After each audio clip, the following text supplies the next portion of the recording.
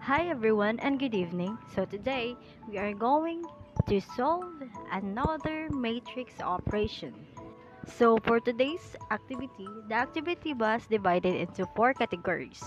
The first is perform the following task and specify the sizes. So we have to explain this and specify each of the matrices. And the second is classify the matrices if it's symmetric, skew symmetric, and not symmetric. And also we have to explain it and how we determine and the third one is find the trace and determinant of each matrices. And the last part is determine the matrices if it is linearly independent or linearly dependent. So what are we waiting for? Let's crack it. As you can see there, these are the given elements to the matrices that we are going to solve. And maoto ang mga elements. So, fast forward. So, the first given problem is kung ano siya, matrix addition, which is 3G plus 2H. So, first is times ang elements sa G sa 3. So, dihan ay nandirin ibahin-bahin aron jud manakto ang answer. So, if ang G times sa 3, ang H sat times sa 2. So, mura gyapon imura gyapon silang i-times, then kung unsay ma-answer maotoy i-add. So, fast forward. So, ang results sa times sa elements sa G sa 3 maoy gi-pair sa answer set sa elements sa H nga times of 2.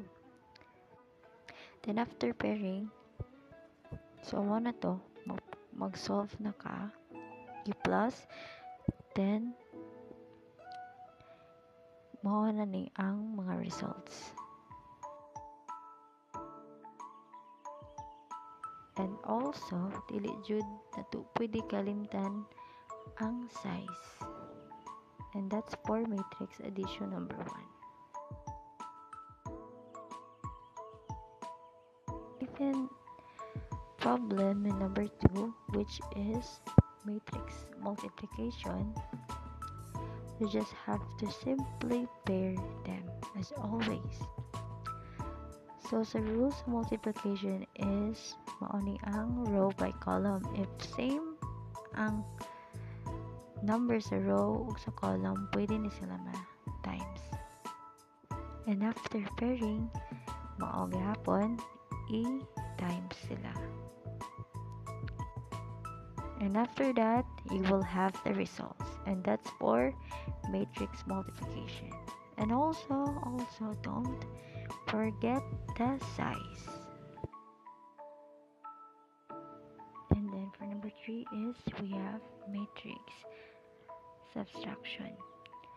So, if ang element na ay number sa kinunan, it means i-times nila siya. Same process, gyapon sila sa addition.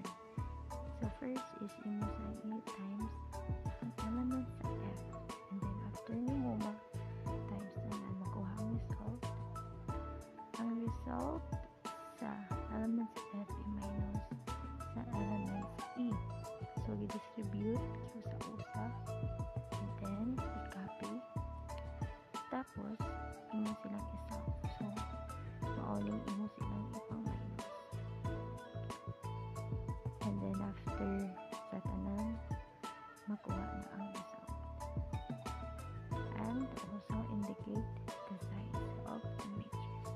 And that's for matrix subtraction. Same na din sila sa number 2, which is matrix multiplication or scalar multiplication. So, same process. So, gi-pair ang both element which is F of E. So, after nimo ipang copy, ipang pair, and then ipang times. So yeah, after that all, after nimo ipang times tanan, kung ano to makuha na nimo ang result, which is ang answer, and then indicate the size for scalar multiplication.